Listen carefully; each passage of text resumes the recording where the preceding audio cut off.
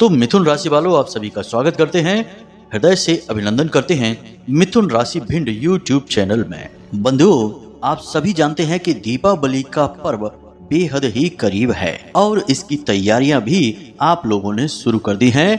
अब हम आपको बताने जा रहे हैं एक ऐसा बेहद ही चमत्कारी और शक्तिशाली उपाय, या यूं कहें कि बेहद ही दिव्य क्रिया, जिसे आपको दीपावली के पहले ही पूर्ण कर लेना चाहिए। जी हाँ बंधुओं, तो आपको करना यह है कि दीपावली के पहले किसी अंधे भिखारी को दान कर देनी है यह एक छोटी सी चीज, और आपको यह दान बेहद ही चुपचाप करना है, किसी को भी ना दिखाना है और ना इसके बारे में बताना है। इस दान को करने के कुछ विशेष नियम रहेंगे, कुछ जरूरी मंत्र जप और कुछ जरूरी वैदिक नियम रहेंगे जिनका आपको पालन करना होगा।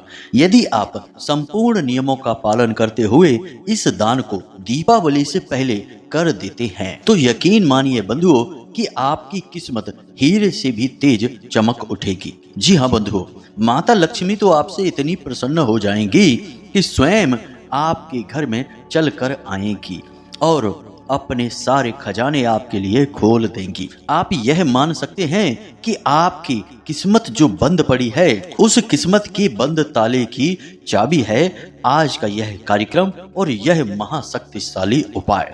जी हाँ बंधुओं, इसे हम महारामबाण उपाय भी कहें तो कोई अतिशयोक्ति ना होगी, क्योंकि इस उपाय या इस क्रिया की शक्ति ही इतनी अधिक है। जी हाँ बंधुओं, अब साधारण तौर पर तो दान करने के विषय में तमाम बातें हैं, कई चर्चाएं भी होती हैं, लेकिन ज्योतिष शास्त्र में और हमारे पुराणों में कुछ ऐसे शक्तिशाली दान कर्म भी बताए गए हैं जो सचमुच में भाग्य को परिवर्तित करने वाले होते हैं। लेकिन बंधुओं, इन दान कर्मों को जानबूझकर छुपा कर रखा जाता है, यूं ही किसी को नहीं बताया जाता है। इन्हें तभी बताया जाता है जब लोग इनकी कीमत देते हैं, क्योंकि आज के इस निजीकरण के युग में सब कुछ व्यापारिक हो चुका है, ज्ञान भी व्यापारिक हो चुका है। इसलिए इन शक्तिशाली उपायों को और क्रियाओं को भी व्यवसायीकरण कर दिया गया है, और जो इन्हें खरीदने की सामर्थ्य रखता है उन्हें ही इनके जानकार लोग बताते हैं, और इसी के द्वारा तमाम ज्योतिषियों का और वास्तु एक्सपर्ट, कुंडली विशेषज्ञ और तमाम प्रकांड विद्वानों का व्यापार चल रहा है। लेकिन हम आपको यह सब कुछ यूं ही बताने के लिए तैयार हैं, और ऐसा हम क्यों कर रहे हैं? क्योंकि हम यह सब कुछ माता रानी की सेवा में समर्पित कर रहे हैं, और हम यह कार्य भी माता रानी की भक्ति मानकर करते हैं। और ऐसा हम क्यों कर रहे हैं आप समझिए। हमारे हिंदू धर्म में सनातनी परंपरा में भगवान की भक्ति करके, उन्हें प्रसन्न करके विद्याएं हासिल करना, सुख संपत्ति हासिल करना और ज्ञान हासिल करना एक अलग बात है, उनका भोग करना भी एक अलग बात है। लेकिन भगवान के प्रति भक्ति आपकी कभी पूर्ण हो ही नहीं सकती जब तक कि आप उस भक्ति का प्रयोग जन साधारण की सेवा में ना करें। इसीलिए प्राचीन काल में ऋषि मुनि या विद्वान राजा महाराजा समय समय पर गरीब कन्याओं का विवाह से लेकर शिक्षा व्यवस्था से लेकर अन्नदान और धन दान की परंपरा को भी शुरू किए थे, क्योंकि भक्ति के द्वारा प्राप्त ज्ञान और भगवान की कृपा जनता की सेवा में लगाकर ही आप भक्ति को सफल बना सकते हैं, और यही मार्ग हमने भी चुना है। इसलिए हम जो भी श्रेष्ठतम ज्ञान और जीवन उपयोगी चमत्कारी उपाय और क्रियाएं आप लोगों को यूं ही बता देते हैं मुफ्त में। हमें कुछ भी नहीं चाहिए, हमारे लिए तो माता रानी हैं ही। तो शायद आपको अब जवाब मिल गया होगा कि हम इतने शक्तिशाली उपाय और शक्तिशाली क्रियाएं यूं ही आपको क्यों बता रहे हैं, दूसरों की तरह धन कमाने की कोशिश क्यों नहीं कर रहे हैं। तो अब इन बातों से आपको यह तो समझ में आ गया होगा कि यह क्रिया कितनी शक्तिशाली है, लेकिन इस क्रिया को करने का समय निश्चित होता है। एक बार जब दीपावली का पर्व शुरू हो जाएगा तो फिर इस क्रिया को करने का कोई लाभ नहीं होगा। याद रखना बंधुओं कि जब कोई बड़ा त्योहार, बड़ा पर्व हमारे जीवन में आता है तो असल में वह पर्व इस बात का सूचक होता है कि वह महाशक्ति जिसको वह पर्व समर्पित है, उस महाशक्ति का अवतरण हमारे इस धरती लोक पर, या यूं कहें कि मृत्यु लोक में हुआ है। इसीलिए हम उसका पूजन करते हैं। जैसे नवरात्रि में माता रानी का और पितृपक्ष में अपने पितृ देवताओं का पूजन करते हैं, उसी प्रकार दीपावली पर स्वयं धन धान्य, खुशियां, व्यापार, अन्न, सुख, समृद्धि और सद्बुद्धि की देवी माता लक्ष्मी की पूजा करते हैं। तो जब कोई दिव्य शक्ति का अवतरण होने को होता है, उससे पहले ही हम उसके स्वागत की तैयारियां करने लगते हैं। घर वगैरह की सफाई करते हैं, कुछ लोग अपने घरों की पुताई का कार्य करते हैं, जिसकी जैसी सामर्थ्य उस हिसाब से माता रानी की तैयारियां करते हैं। लेकिन ये सब साधारण क्रियाएं हैं। दिव्य शक्तियों को इन सब से कोई लेना देना नहीं है। उन्हें तो लेना देना है आपके मन के भाव और आपके द्वारा की गई कुछ बेहद शक्तिशाली क्रियाओं से। इसीलिए बंधुओं, जो इन विद्याओं के जानकार होते हैं, वे इन समय का और काल का बहुत लंबे समय से इंतजार करते रहते हैं, बेसब्री से इंतजार करते हैं, और इनके जानकार धर्म गुरुओं से और तांत्रिकों से मिलकर अपने जीवन में सद्गति लाने के लिए विशेष पूजा पाठ और अनुष्ठान इन दिनों में करवाते हैं। तो आप समझिए कि यह जो क्रिया हम आपको बताने जा रहे हैं, यह एक बेहद शक्तिशाली अनुष्ठान की भांति आपके जीवन में सद्गति लेकर आएगी। माता रानी का अवतरण आपके जीवन में करवाएगी। बंधुओं, हम ना केवल आपको इस विशेष चीज के विषय में बताएंगे जिसे आपको अंधे भिखारियों को दान करना है, बल्कि हम आपको बहुत ही विशेष वैदिक परंपरा से कैसे दीपावली के त्योहार की आपको तैयारियां करनी है, क्या कार्य आपको करने अब से ही शुरू कर देने चाहिए, ताकि माता रानी आपसे बेहद प्रसन्न हो जाएं और आपकी की जाने वाली पूजा पाठ और अनुष्ठान सफल हो जाएं। क्योंकि बंधुओं, केवल एक दिन बस माता रानी की आरती गा देने से माता रानी प्रसन्न नहीं होती। यह तो सभी करते हैं, फिर भी दुखी रहते हैं, माता रानी की कृपा नहीं मिलती है। कृपा तो उसी को मिलेगी जो उस कृपा के पात्र होगा, यानी कि सही तरह से क्रियाओं को करने वाला होगा। उम्मीद है बंधुओं कि यहाँ तक आप सारी बातें समझ चुके होंगे। बस आपसे निवेदन यही है कि पूरे धैर्य के साथ, ठंडे दिमाग से आपको कार्यक्रम को अंत तक देखना है, तभी यह कार्यक्रम सफल होगा, हमारी मेहनत सफल होगी और इस दीपावली माता लक्ष्मी का अवतरण आपके घर और आपके जीवन में होगा। हम आपसे गारंटी के साथ कहते हैं कि इस कार्यक्रम को अंत तक देखने वाले का जीवन 100% बदलेगा ही बदलेगा। यह हमारा पूर्ण विश्वास है, जीवन भर का भरोसा है। तो बस आपको इस कार्यक्रम को अंत तक देखना है। तो चलिए बंधुओं, आज के कार्यक्रम की शुरुआत करें, लेकिन इससे पहले माता रानी को आभार अवश्य व्यक्त करेंगे। तो कमेंट बॉक्स में बड़े ही प्रेम से और भाव के साथ लिखिए, जय माँ भद्रकाली कृपा करो। साथ ही साथ जय माँ लक्ष्मी कृपा करो। आपके ऊपर माता रानी की विशेष कृपा होगी और माता लक्ष्मी आपको शुभता का आशीर्वाद देंगी। तो चलिए बंधु, कार्यक्रम को शुरू करते हैं। तो बंधुओं, अब ध्यान से सुनिए। सबसे पहले आपको अपने घर का शुद्धिकरण करना है, क्योंकि माता भगवती माँ लक्ष्मी का आगमन होने वाला है, तो तैयारियां भी विशेष होंगी। तो सबसे पहले आप अपने घर का शुद्धिकरण करें।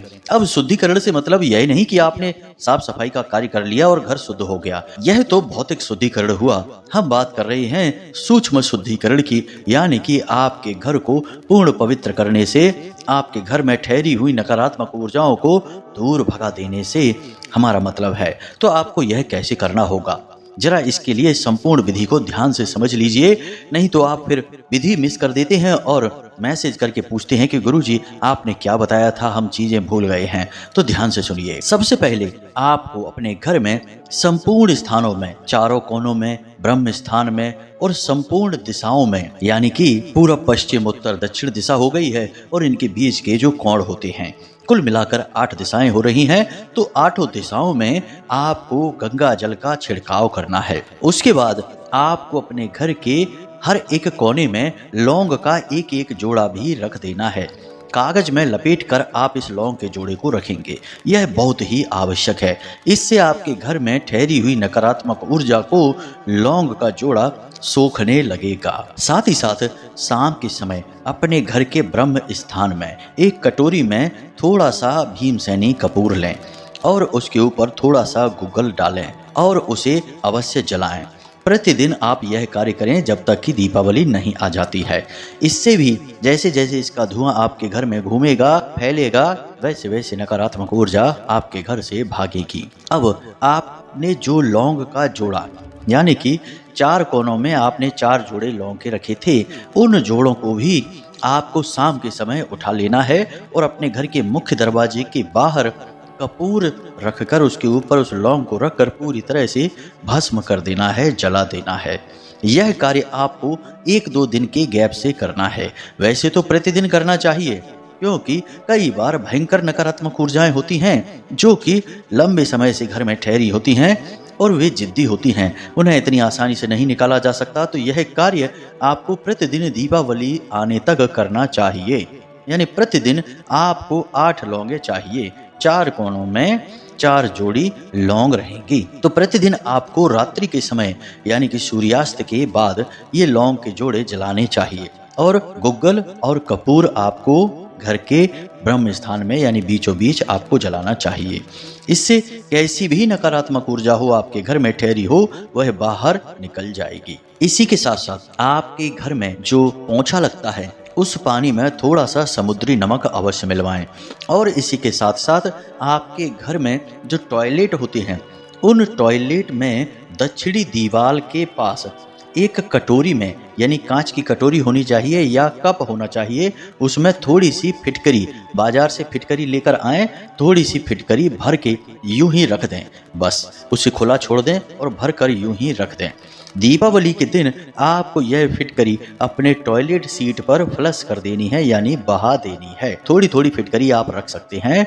यह फिटकरी भी आपके टॉयलेट में स्थित नकारात्मक ऊर्जा को सोख लेगी। याद रखना बंधुओं कि हर एक घर में टॉयलेट ही एक ऐसा स्थान होता है जहां भयंकर से भयंकर नकारात्मक ऊर्जाएं एकत्रित हो जाती हैं और यह स्थान राहु को भी समर्पित होता है, जिससे इसका शुद्धिकरण करना बहुत आवश्यक होता है। अब इसी के साथ साथ आप अपने घर के मुख्य दरवाजे पर एक तोरण अवश्य बांधें और तोरण के लिए हमने आपको बता ही दिया है कि आम का पत्ता, अशोक का पत्ता और पीपल के पत्ते, ये 3 तरह के पत्ते आपको चाहिए, जिसे आप लाल धागे में बांधकर, पत्तों को छेदना नहीं है, उन्हें बांधना है। बांधकर अपने मुख्य दरवाजे की तोरण बनाइए, जिसे बंदरवाल भी कहा जाता है।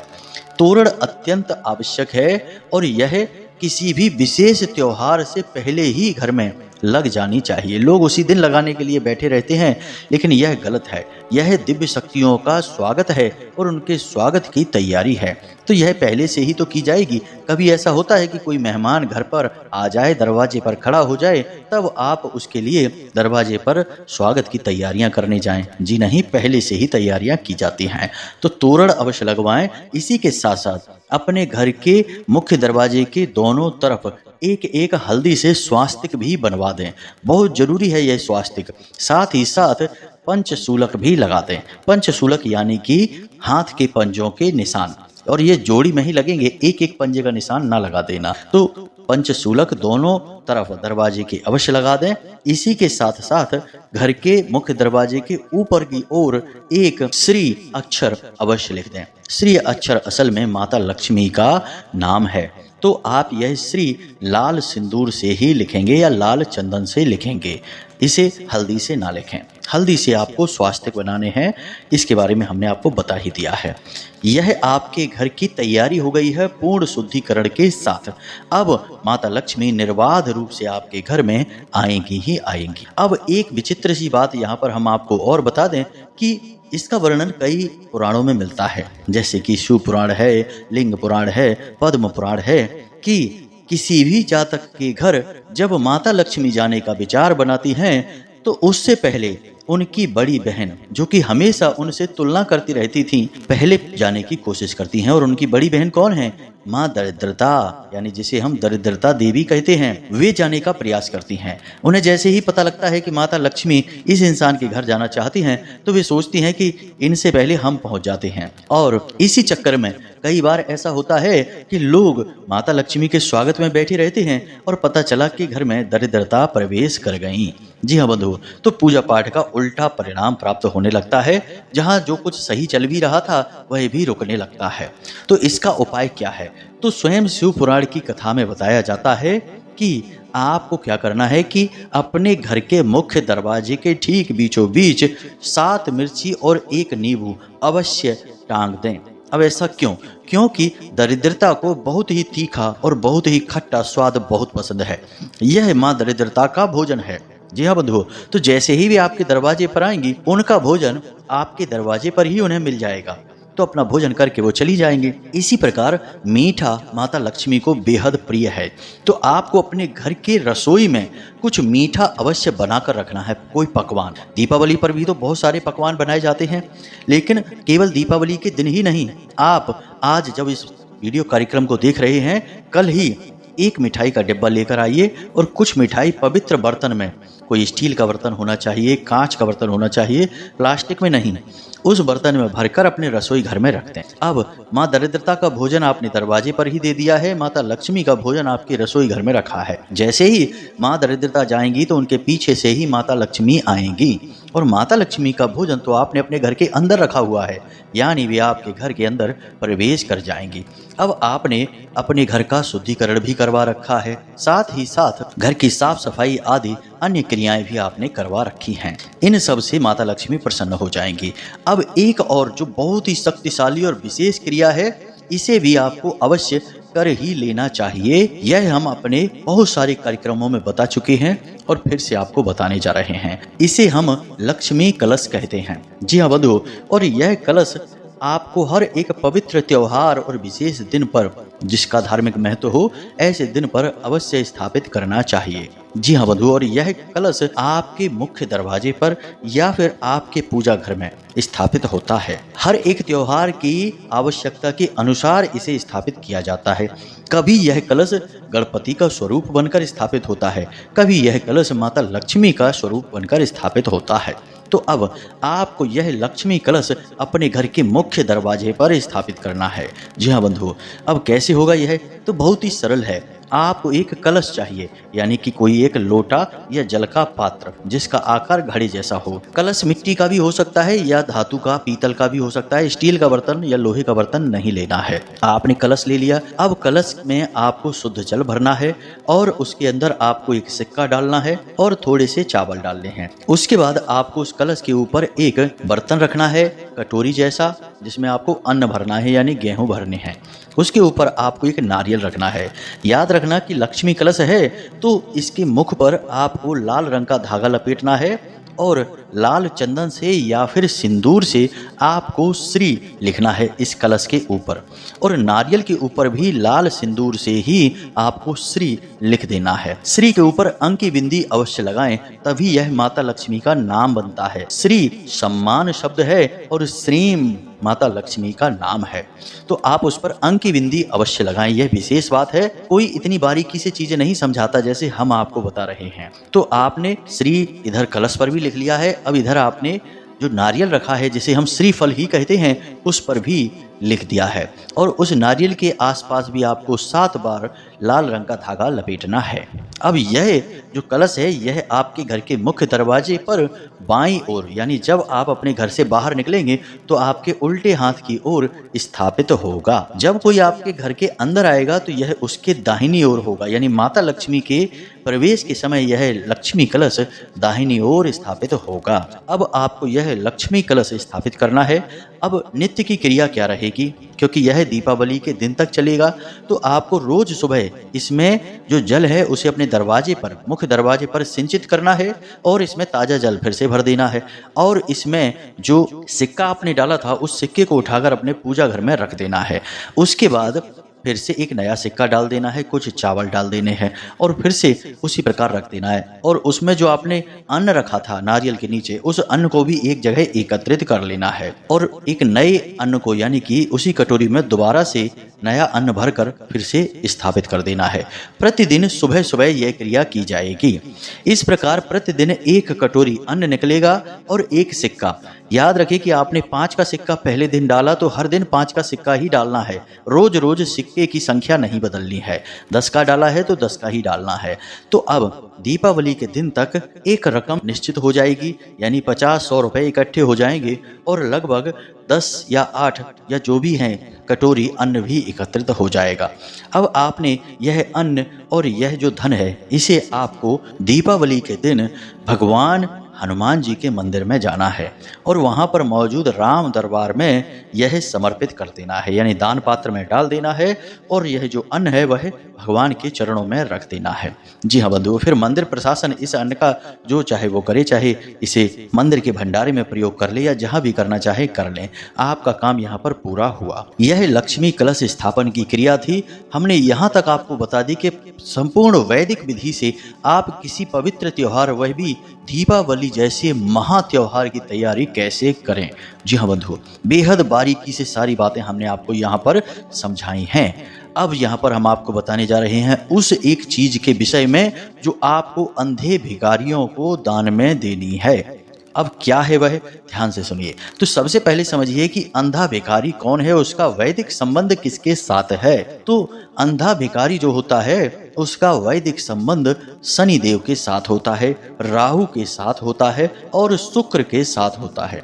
अब ध्यान से सुनिए, जब भी शनि देव की किसी के ऊपर बुरी नजर पड़ती है या यूं कहें कि बकरी दृष्टि पड़ती है, तो उस इंसान का सबसे पहले नुकसान क्या होता है, जरा विचार करके देखिए। आपके ऊपर भी शनि की पीड़ा यदि किसी ने बताई है तो आपका सबसे पहला नुकसान क्या हुआ था?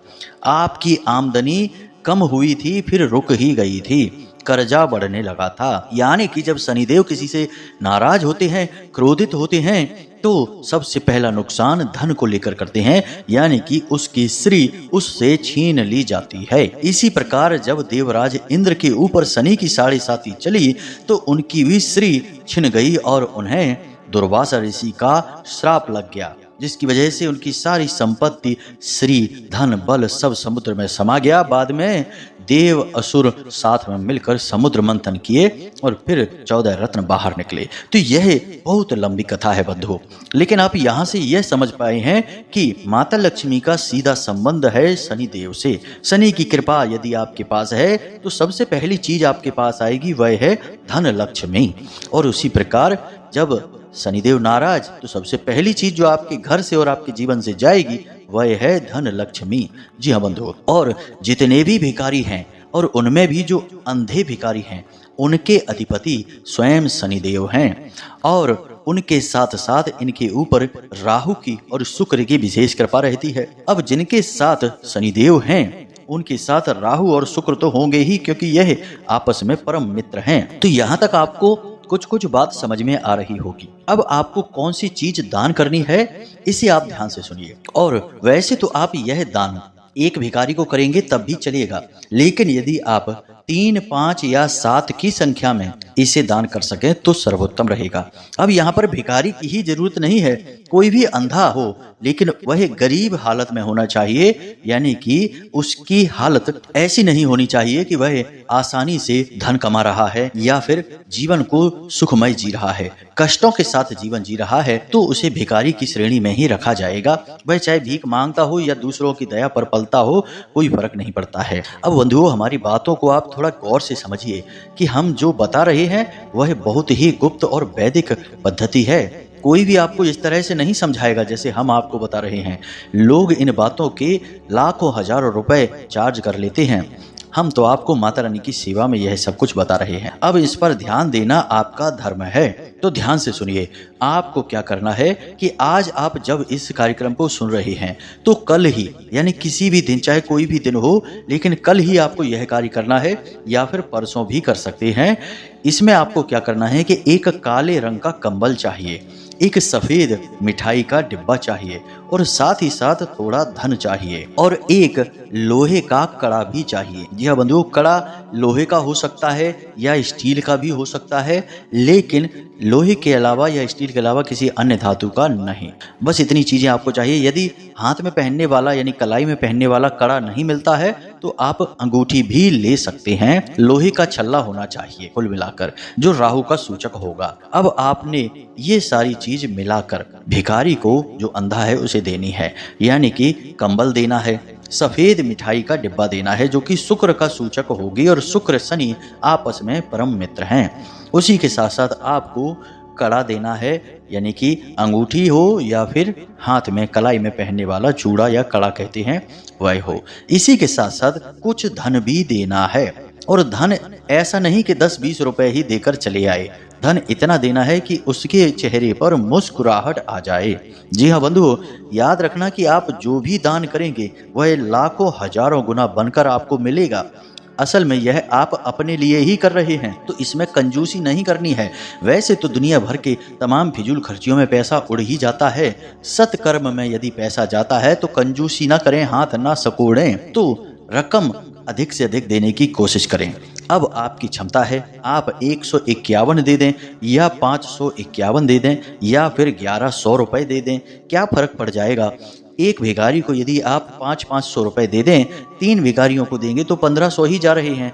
एक बार की एक ड्रेस, एक कपड़े 1500 2000 के आ जाते हैं। तो आप समझ लेना कि आपने इस दीपावली एक जोड़ी कपड़े नहीं खरीदे हैं, इसका आपने पुण्य कमा लिया है। यकीन मानिए कि दीपावली के बाद आपको इसका हजारों लाखों गुना बढ़कर वापस मिलेगा। यह इस प्रकृति का नियम है, संसार का विधान है, ईश्वर का विधान है कि जो खुले हाथों से देता है भगवान भी उसे दोनों हाथों से लौटाते हैं, और जो हाथों को सिकोड़ कर रखता है भगवान उसकी जिंदगी से हर एक चीज को चुन चुन कर छीन लेता है। आपने देखा होगा कि जो बहुत कंजूस टाइप के लोग होते हैं, बचा बचा कर पैसा रखते हैं, दूसरों का खून चूस चूस कर पैसा जमा करते हैं, वे जीवन भर कष्ट और पीड़ाओं में ही जीते रहते हैं और उनकी आने वाली पीढ़ियां तक बर्बाद हो जाती हैं। जुआ, शराब, वेश्यावृत्ति आदि में डूबकर सारी धन माया जो उन्होंने इकट्ठी की है उसे लुटा देते हैं। और जो दान धर्म का भाव रखते हैं, सत्कर्मी होते हैं, वे कम धन दौलत में भी बड़े सुखी रहते हैं और उनके सारे काम होते चले जाते हैं। चाहे उनकी कन्या का विवाह हो, चाहे घर मकान बनाना हो, चाहे गाड़ी घोड़ा बंगला लेना हो, सारे काम जो वो सोचते हैं वे होते चले जाते हैं। चाहे पैसा उनके पास हो या ना हो, सारी व्यवस्थाएं भगवान खुद लगा देते हैं, क्योंकि उन्होंने दान धर्म और दया को महत्व दिया है। तो आप इन चीजों को हल्के में मत लेना, अपना हाथ मत सिकोड़ना। दीपावली रोज रोज नहीं आती है, एक बार माता लक्ष्मी आएंगी, फिर वर्ष भर उनके ही साथ काम चलाना है। यदि खुशी खुशी आएंगी तो आपको वर्ष भर खुशियां देंगी, और यदि थोड़ी देर के लिए आएंगी तो जल्दबाजी में आएंगी और जल्दबाजी में वापस चली जाएंगी।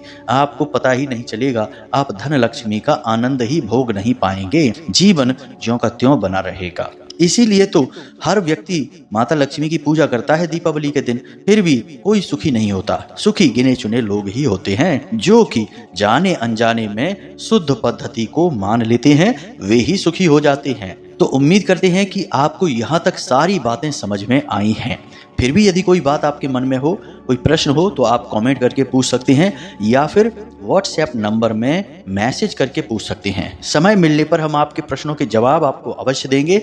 वैसे हम अपने वीडियो कार्यक्रम में हर बात को बहुत विस्तार से बताते हैं, इसी चक्कर में वीडियो हमारे लंबे भी हो जाते हैं।